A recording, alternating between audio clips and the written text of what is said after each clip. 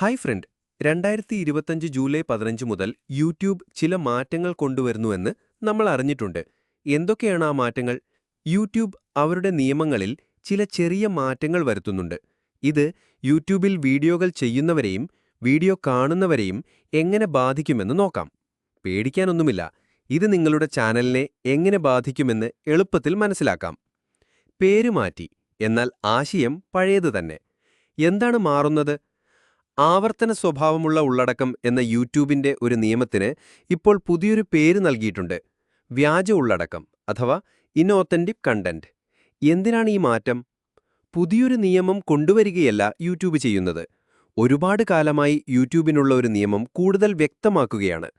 നമ്മൾ യൂട്യൂബിൽ നിന്ന് പണം സമ്പാദിക്കണമെങ്കിൽ വീഡിയോകൾ യാഥാർത്ഥ്യവും ആധികാരികവുമായിരിക്കണമെന്ന് യൂട്യൂബ് എപ്പോഴും പറയാറുണ്ട്. എന്താണ് ലക്ഷ്യം?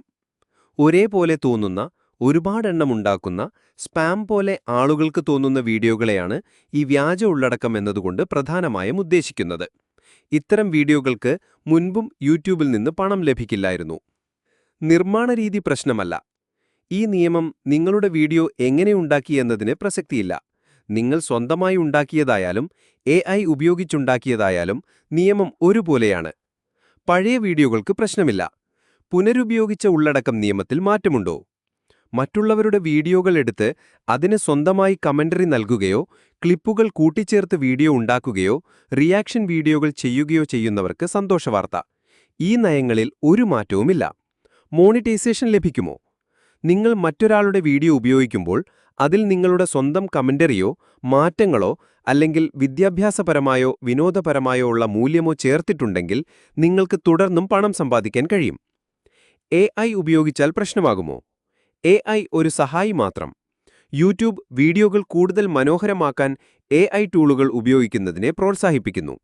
നിങ്ങളുടെ വീഡിയോകളിൽ AI ഉപയോഗിച്ചിട്ടുണ്ടെങ്കിൽ പോലും ചാനലിന് മോണിറ്റൈസേഷൻ ലഭിക്കാൻ സാധ്യതയുണ്ട്. നിയമങ്ങൾ പാലിക്കണം. AI ഉപയോഗിച്ചാലും ഇല്ലെങ്കിലും യൂട്യൂബിന്റെ എല്ലാ പണം സമ്പാദിക്കാൻ നിയമങ്ങളും പാലിച്ചിരിക്കണം. AI ഉള്ളടക്കം വെളിപ്പെടുത്തണം. നിങ്ങൾ AI ഉപയോഗിച്ചുണ്ടാക്കിയ ഉള്ളടക്കം യാഥാർത്ഥ്യമാണെന്ന് തോന്നുന്നുവെങ്കിൽ അത് AI ഉപയോഗിച്ച് മാറ്റം വരുത്തിയതോ ഉണ്ടാക്കിയതോ ആണെന്ന് യൂട്യൂബിനോട് വെളിപ്പെടുത്തേണ്ടത് അത്യാവശ്യമാണ്. വ്യാവസായികമായി ഉൽപ്പാദിപ്പിക്കുന്ന ഉള്ളടക്കം എങ്ങനെയുള്ളതാണ്? ചില ഉദാഹരണങ്ങൾ നോക്കാം. ചെറിയ വ്യത്യാസങ്ങൾ മാത്രം വരുത്തി ഒരേ കഥകൾ വീണ്ടും വീണ്ടും പറയുന്ന ഒരു ചാനൽ. ഒരേപോലെ തോന്നുന്ന വിവരണങ്ങളുള്ള സ്ലൈഡ് ഷോകൾ മാത്രം അപ്ലോഡ് ചെയ്യുന്ന ഒരു ചാനൽ. ഒരു വിഷയത്തെക്കുറിച്ച് മാത്രം കാര്യമായ മൂല്യമൊന്നുമില്ലാതെ ഒരേ പാറ്റേണിൽ തുടർച്ചയായി വീഡിയോകൾ ഇടുന്ന ചാനലുകൾ.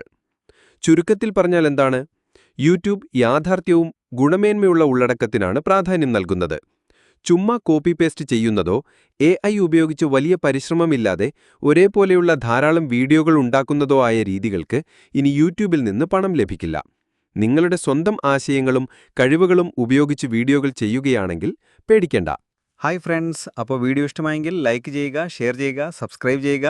ഇനി അടുത്തൊരു വീഡിയോയുമായി കാണാം.